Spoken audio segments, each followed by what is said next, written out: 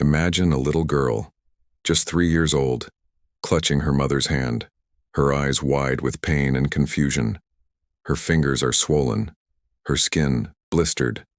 Tiny fluid-filled bubbles stretch across her knuckles, some already ruptured, leaving raw, weeping skin behind. Every few weeks, this heartbreaking scene repeats. New blisters, new bandages, new tears. Her parents, exhausted and afraid, keep asking the same question: why is this happening again? This isn't just a rash.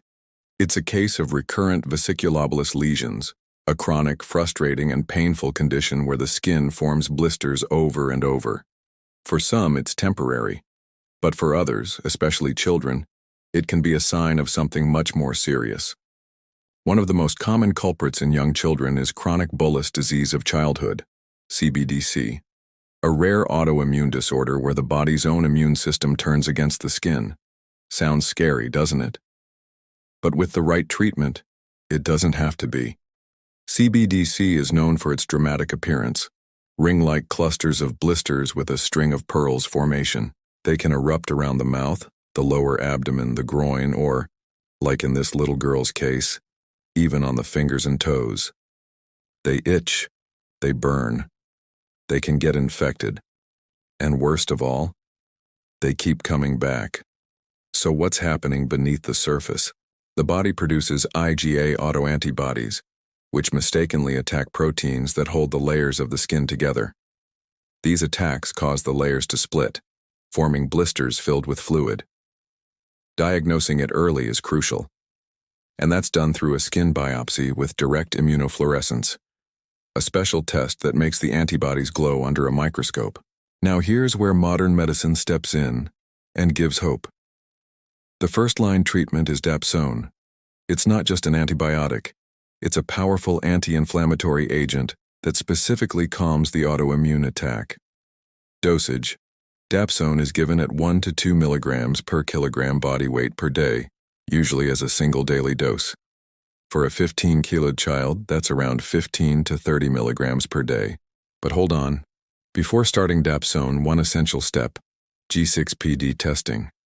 Because in children with G6PD deficiency, dapsone can cause life-threatening hemolysis. Once cleared, dapsone often works like magic. New blisters stop forming within days. But it doesn't act alone. In moderate to severe cases, oral corticosteroids are added. Prednisolone at 1 to 2 milligrams per kilogram per day is commonly used. Again, for our 15-kilogram child, that's 15 to 30 milligrams daily. The steroids are tapered gradually over 4 to 6 weeks, depending on the response.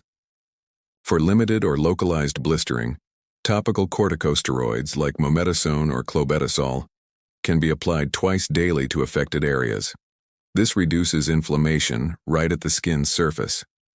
Now, let's talk about infections. Once a blister bursts, bacteria like Staphylococcus aureus or Streptococcus pyogenes can sneak in. That's where oral antibiotics come in. Flucloxacillin at 25 to 50 milligrams per kilogram per day, divided into 3 to 4 doses, or cephalexin at 25 to 50 milligrams per kilogram per day, also divided doses, is effective. The typical antibiotic course lasts 5 to 7 days, unless infection persists. But managing this condition is about more than just drugs. Daily emollients like petroleum jelly or paraffin creams protect the skin barrier. Keeping nails trimmed prevents accidental scratching. Lukewarm baths with antiseptic solutions like chlorhexidine can reduce bacterial load. And for ruptured blisters, a simple saline rinse and a sterile dressing is often all that's needed. Parents often ask, will this ever end? And the answer, thankfully, is yes. Most children outgrow CBDC by the age of 10, but the journey until then can be filled with flare-ups and fears. That's why long-term follow-up with a pediatric dermatologist is essential. Imagine now, months later, that same little girl running around, her hands blister-free. Her parents, once drowning in confusion, are now confident in managing her care. What changed? Not a miracle, not a new drug, but a diagnosis.